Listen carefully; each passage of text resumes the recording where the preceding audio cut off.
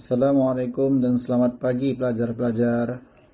Waalaikumsalam dan selamat pagi cikgu. Okey, sebelum kita mulakan kelas, kita baca doa terlebih dahulu. Kita minta dengan Allah supaya Allah berkati kelas kita pada pagi ini. Al-Fatihah.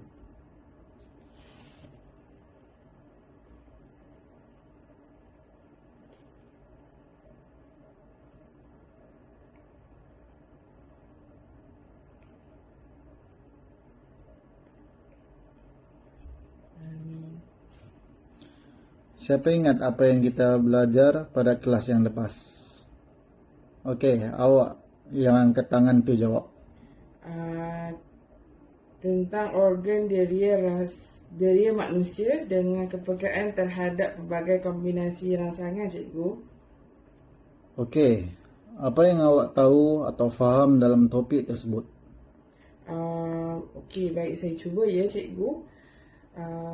Kita telah belajar tentang lidah manusia boleh mengesal 5 jenis rasa, iaitu manis, masam, masin, pahit dan umami. Setiap rasa ini dikesan oleh reseptor yang berbeza-beza. Selain daripada itu, kita juga telah belajar berkenaan dengan kepekaan kulit terhadap rangsangan bergantung pada bilangan reseptor dan ketebalan epidermis kulit. Contohnya, hujung jari sangat peka terhadap sentuhan kerana di hujung jari terdapat bilangan reseptor sentuhan yang banyak dan epidermis yang nipis. Okey, betul. Terima kasih Nurul sebab dapat terangkan dengan terperinci dan baik. Saya telah melakukan ulang kaji di rumah cikgu. Wah, bagus. Cikgu berharap pelajar-pelajar lain juga dapat contohi Nurul supaya apa-apa ilmu yang kita belajar di sekolah, kita ulang kaji di rumah supaya kita sentiasa ingat ilmu tersebut setiap masa sama ada di dalam kelas ataupun di luar kelas. Okey, baik semua. Hari ini kita akan sambung belajar topik yang seterusnya, yaitu berkenaan dengan had deria, kecacatan organ deria dan proses penuaan mempengaruhi pendengaran dan penglihatan manusia. Selepas itu, kita sambung dengan topik inovasi dan teknologi yang boleh meningkatkan keupayaan organ deria. Boleh? Boleh cikgu? Okey, sebelum kita mula, ada sesiapa boleh bagi tahu apa itu had deria? Saya cikgu. Okey, baik Zawana. Silakan jawab. Had atau limit pada deria kita cikgu, maksudnya kemampuan kita untuk mengesal rangsangan melalui organ deria. Okey, bagus Zawana. Betul. Atas muka bumi ini, mata kita boleh melihat macam-macam benda. Namun, penglihatan kita sebagai manusia ini terbatas. Ada benda yang kita boleh lihat dan ada benda yang kita tidak boleh lihat. Contoh, kuman ataupun mikroorganisma sentiasa ada di sekeliling kita, tapi kita tidak dapat lihat sebab ia terlalu kecil. Yang mana makhluk sekecil ini tidak dapat dilihat dengan mata kasar. Untuk tengok benda ni, kita perlukan mikroskop. Situasi ini sama juga dengan objek-objek yang terlalu jauh, seperti sesuatu yang berada di angkasa lepas, contohnya bintang-bintang. Kita tidak boleh tengok dengan mata kasar sebab terlalu jauh. Kita hanya boleh tengok dengan cara kita menggunakan alat teleskop. Ada sesiapa pernah lihat mikroskop atau teleskop? Tak pernah cikgu. Okey. Ini adalah gambar contoh mikroskop. Tengok sini ya. Minta semua pelajar tengok gambar ni. Untuk mikroskop, kebiasaannya kita akan letakkan cebisan sampel yang kita hendak tengok di bahagian bawah ni, dan kedudukan mata kita adalah di bahagian sini. Nanti kita akan dapat lihat mikroorganisma tersebut dengan jelas. Kerana mikroorganisma ni kita tidak dapat tengok dengan mata kasar, tapi kita boleh tengok melalui mikroskop. Seterusnya, ini adalah contoh gambar teleskop. Kebiasaannya kita akan letakkan kedudukan mata kita dekat sini atau sini. Faham? Faham, cikgu? Baik, kita masuk ke subtopik yang berikutnya, yaitu proses penuaan. Proses ini mempengaruhi pendengaran dan penglihatan manusia. Contoh, apabila berlakunya penuaan, saraf dan koklea individu tersebut semakin lemah, khususnya golongan warga emas.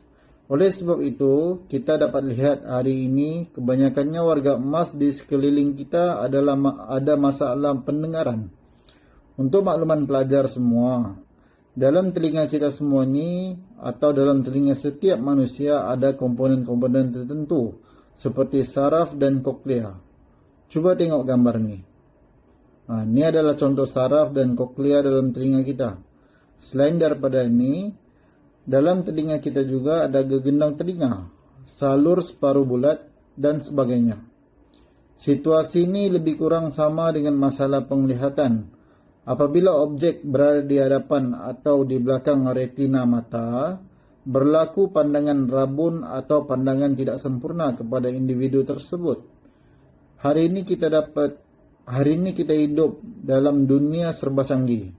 Banyak masalah, sama ada di peringkat global atau dalam negara kita dapat selesaikan melalui alat teknologi.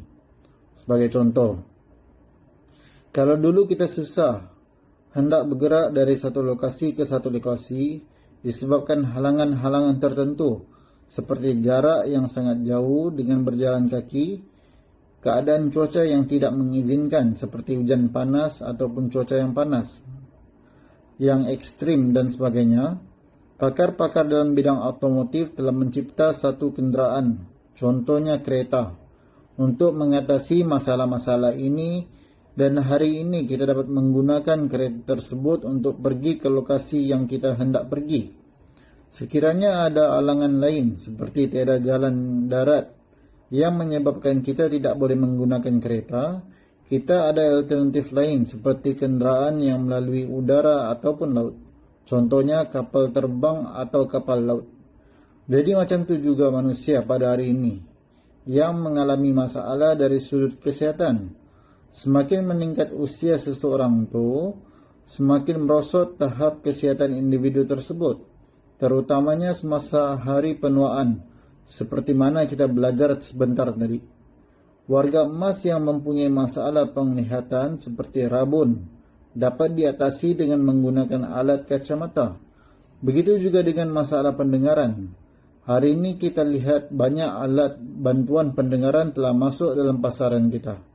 Individu yang menggunakan alat bantuan pendengaran ini akan dapat mendengar suara yang lebih jelas dan kuat. Ini adalah contoh-contoh alat bantuan pendengaran. Inovasi dalam teknologi dunia pada hari ini begitu cepat. Dulu pada awal-awal terciptanya alat ini, saiz agak besar. Bila makin lama teknologi semakin maju, alat bantuan pendengaran ini semakin kecil.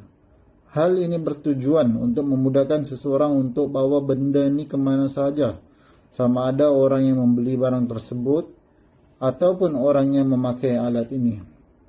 Semua faham? Faham, cikgu? Okey, boleh ulang semula Nurul.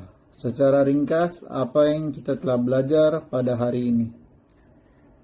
Baik, cikgu. Awal-awal tadi kita telah belajar pasal had deria penglihatan kita, cikgu. Sebagai contoh, mata kasar kita tidak dapat melihat objek yang terlalu kecil seperti mikroorganisma dan objek yang terlalu jauh seperti bintang-bintang di angkasa lepas. Perkara-perkara ini dapat diatasi dengan bantuan alat teknologi seperti mikroskop dan teleskop. Betul. Baik, terima kasih Nurul.